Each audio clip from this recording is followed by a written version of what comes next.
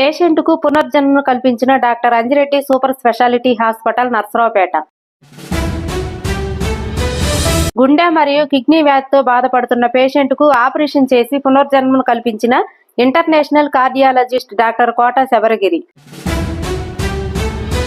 గుండె నొప్పి, కిడ్నీ ప్రాబ్లంతో మంగళగిరి మరియు విజయవాడలోని కొన్ని ప్రైవేట్ హాస్పిటల్ చుట్టూ తిరిగి చనిపోతామని చెప్పిన డాక్టర్స్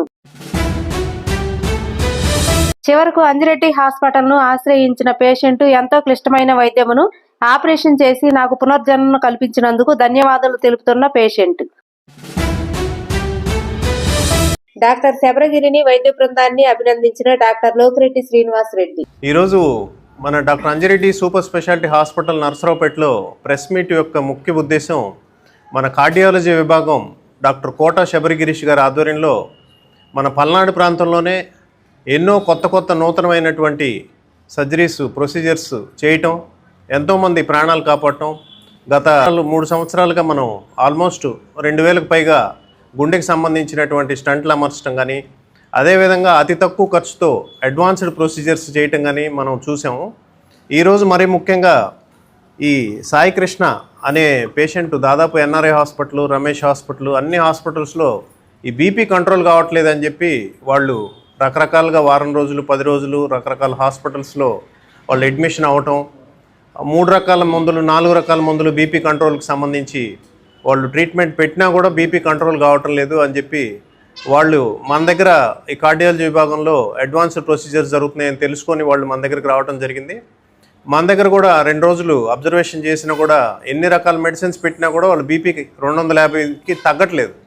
కాబట్టి దీనికి సంబంధించి కారణం ఏందో కనుక్కోవాలని చెప్పి మన డాక్టర్ గారు యాంజియోగ్రామ్, అబ్డామినల్ అయోటోగ్రామ్ అని చెప్పి ఒక టెస్ట్ చేసినందువల్ల దాంట్లో ఈ కిడ్నీకి సంబంధించినటువంటి రక్తనాళాలు 2 వైపులా 90% మూసుకుపోవటం, అంటే కిడ్నీకి అందే రక్తం అందకపోవటం వల్ల ఆ కిడ్నీలో కొన్ని రకాల పదార్థాలు తయారై ఆ బీపీ పెరుగుతూ ఉంది. కాబట్టి ఆ కిడ్నీకి సంబంధించిన రక్తనాళాలను ఓపెన్ చేసినట్టయితే మళ్ళీ ఆ కిడ్నీ నార్మల్ స్టేజ్కి వచ్చే అవకాశం ఉందని చెప్పి ఒక ప్రత్యేకమైనటువంటి పరికరాలు తెప్పించి బైలేటరల్ 2 పక్కల కిడ్నీలకు సంబంధించిన రక్తనాళాలకి సైమల్టేనియస్గా ఒకేసారి స్టంట్ వేయటం మన పల్నాడు ప్రాంతంలోనే ఇదొక మైలురాయిగా మనం తీసుకోవచ్చు. మొట్టమొదటి కేసుగా మనం ఒక కేస్ స్టడీగా ఈ పేషెంట్ని మనం చూడొచ్చు.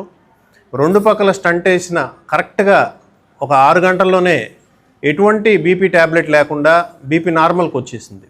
అదేవిధంగా కిడ్నీ ఫంక్షన్ కూడా 2 డేస్లో క్రియాటినిన్ ఏదైతే పెరిగిపోయిందో అది కూడా పూర్తిగా నార్మల్కి రావటం.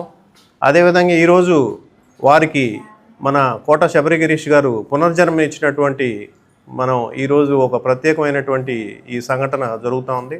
అసలు బీపీ ఎందుకు కంట్రోల్ కావటం లేదు అనేది కొంచెం మనం ఫర్దర్గా ఇవాల్యుయేట్ చేసి దానికి సంబంధించిన కారణాలు ఇటువంటి ఏమైనా ఉంటే అది చిన్న ప్రొసీజర్స్, మన క్యాథ్లాబ్ ప్రొసీజర్స్ కేవలం 1 గంటలోనే అతనికి పర్మనెంట్ లైఫ్ సొల్యూషన్ ఇవ్వటం జరిగింది.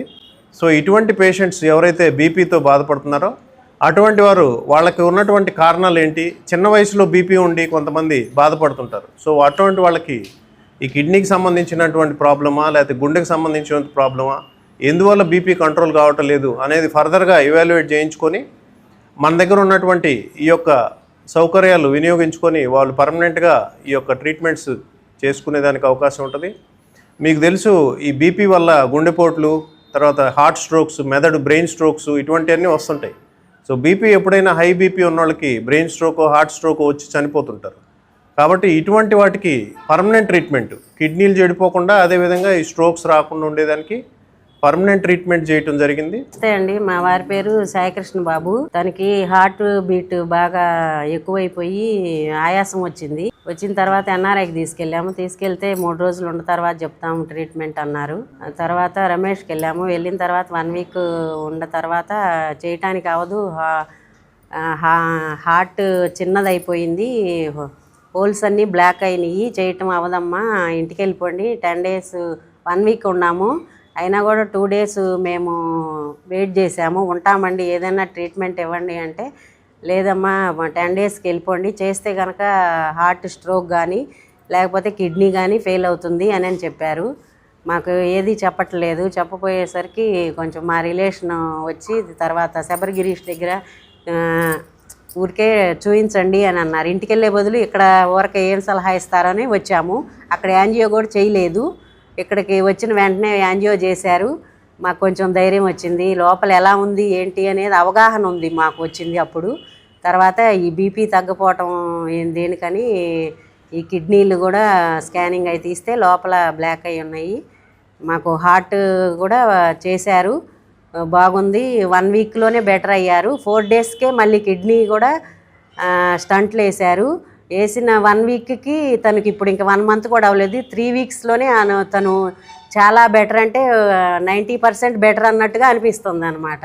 అలా ఉందండి, చాలా బాగుంది. మీరు ఎవరైనా సరే, వేరే ఎవరైనా సరే ఇది ఇలాంటి ప్రాబ్లమ్స్ ఉన్నాళ్ళు ఇక్కడ ఒకసారి చూయించుకోండి హాస్పిటల్లో, అంజిరెడ్డి హాస్పిటల్లో అని నేను తెలియజేస్తున్నాను. ఎందుకంటే మా ఫ్యామిలీకి అంత బాగా ట్రీట్మెంట్ చేసి పిలిపించిన తర్వాత, ఇక్కడికి వచ్చిన తర్వాత మాకు చాలా ధైర్యం వచ్చింది. ఇంకా 3 వీక్స్ లోపే మేము చాలా 90% బెటర్ అయ్యాడు అనిపిస్తుంది అనమాట. తను చూస్తే అంత బాగా ఉన్నారనమాట. ఏ ట్యాబ్లెట్స్ కూడా ఎక్కువ లేకుండాను, కొద్ది ట్యాబ్లెట్స్లో కొద్దిగా మనీతోనే మాకు అంత అయిందనమాట. ఇలాంటి ట్రీట్మెంట్స్ ఇచ్చినందుకు డాక్టర్ కె శబరిగిరీష్ గారికి ధన్యవాదములు. నమస్కారం అండి, నా పేరు doctor Kota Sabarigirish, consultant interventional cardiologist, doctor Anjireddy super speciality hospital, Narasaraopet branch. So ఇప్పుడు ఇవాళ ఈ ప్రెస్ మీట్ గల కారణం ఏంటంటే, మన దగ్గరికి 61-year-old patient name by Sai Krishna Babu అని వచ్చారు. సో వాళ్ళకి వచ్చిన ప్రాబ్లం ఏంటంటే, వాళ్ళకి ఈ రిఫ్రాక్టరీ హైపర్టెన్షన్, అంటే బీపీ ఆల్మోస్ట్ 220-150, అంటే పైన సిస్టోలిక్ 220 వస్తుంది, డయాస్టోలిక్ అరౌండ్ 120-130 అట్లా వస్తుంది. సో అంత బీపీతో వాళ్ళకి గుండె మీద ప్రెషర్ పెరిగి రికరెంట్ పల్మర్ ఎడిమా, అంటే ఆయాసం, పడుకుంటే ఆయాసం రావడము, హార్ట్ ఫెయిల్యూర్ అవడం, ఇట్లాంటివి జరుగుతున్నాయి. సో మెడిసిన్స్ ఇస్తున్నప్పుడు తగ్గుతుంది, మళ్ళీ యాజ్ యూజువల్ వితిన్ 1 వీక్లో వచ్చినప్పుడు మళ్ళీ రికరెంట్ పల్మర్ ఎడిమా లాగా సిమ్టమ్స్ డెవలప్ అయ్యి, హార్ట్ ఫెయిల్యూర్ సిమ్టమ్స్ డెవలప్ అయిపోయి మళ్ళీ హాస్పిటల్ అడ్మిషన్ జరిగి ఇట్లా జరుగుతుంది. సో లైక్ గుంటూరులో ఒక ఎన్ఆర్ఐ హాస్పిటల్కి, రమేష్ హాస్పిటల్కి అన్నిటికీ తిరిగి మన దగ్గరకు వచ్చారు. సో ఈ రిఫ్రాక్టరీ హైపర్టెన్షన్ అంటాం. సో అంటే మనం మెడిసిన్స్ ఇస్తున్న ఈ బీపీ ఎందుకు తగ్గట్లేదు అన్నదాన్ని మనం ఎవాల్యుయేట్ చేసాం. సో ఆ ఎవాల్యుయేషన్లో ఏం తెలియదంటే, మనకు 2 సైడ్ కిడ్నీలకు వెళ్ళే రక్తనాళాల్లో ఒకటి వచ్చేసి 99%, ఇంకోటి వచ్చేసి 90% బ్లాక్స్ ఉన్నాయి. సో రెండు కిడ్నీస్కి మనం రక్తం సరఫరా జరగట్లేదు. సో దానివల్ల ఏమవుతుందంటే, ఈ కిడ్నీలకి రక్తం సరఫరా జరగకపోవడం వల్ల ఈ రీనల్ పర్ఫ్యూజన్ మెయింటైన్ చేసుకోవడానికి కిడ్నీ ఒక ద్రవాలని రిలీజ్ చేస్తుంటుంది. అది ఎక్కువ క్రమంలో రిలీజ్ చేయడం వల్ల బీపీ ఎక్కువ అయిపోతుంది. వాళ్ళకేమో ఈ కిడ్నీలు బ్లాక్లు క్లియర్ చేస్తేనే కానీ మనకు ఈ బీపీ కంట్రోల్ అవ్వడం అనేది జరగదు. సో వాళ్ళకి క్లియర్గా ఎక్స్ప్లెయిన్ చేసి, ఎవాల్యుయేట్ చేసి, వాళ్ళకి కిడ్నీలో ఉన్న బ్లాక్స్కి రెండు బ్లాక్స్ని క్లియర్ చేసి స్టంట్ వేసామండి.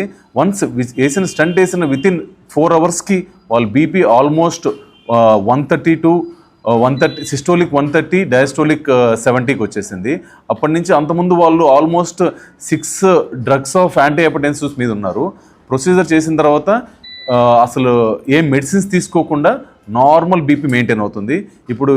ఇప్పుడు ఆయాసం కానీ, హార్ట్ ఫెయిల్యూర్ సిమ్టమ్స్ కానీ, అట్లాంటి కాళ్ళు వాపులు కానీ ఇట్లా ఇబ్బంది ఏం లేకుండా ఉంది.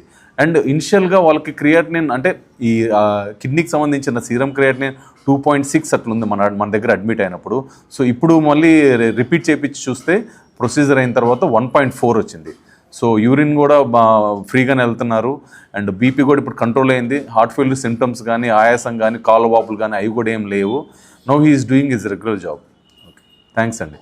రెగ్యులర్గా బీపీ ఎక్కువ ఉండి తగ్గించడానికి మనం మందులు ఇంక్రీజ్ చేసుకుంటా చేసే బదులు, అసలు బీపీ ఎందుకు తగ్గట్లేదు, మెడిసిన్స్ వాడుతున్నా బీపీ ఎందుకు తగ్గట్లేదు, ఆ బీపీ ఎక్కువైంది అంటే హార్ట్ మీద ఎఫెక్ట్ పడి హార్ట్ ఫెయిల్యూర్ సిమ్టమ్స్ వస్తాయి, ఆ బీపీ ఎందుకు తగ్గట్లేదు అన్నదాన్ని మనం ఒక ఎవాల్యుయేట్ చేసుకొని ఆ పరంగా మనం మెడిసిన్స్ ఇంక్రీజ్ చేయాలా, లేదా ఏమన్నా ప్రొసీజర్ చేస్తే ఆ బీపీ కంట్రోల్ అయ్యిద్దా అన్నది మనకు ఒక క్లియర్ అవగాహన వచ్చింది.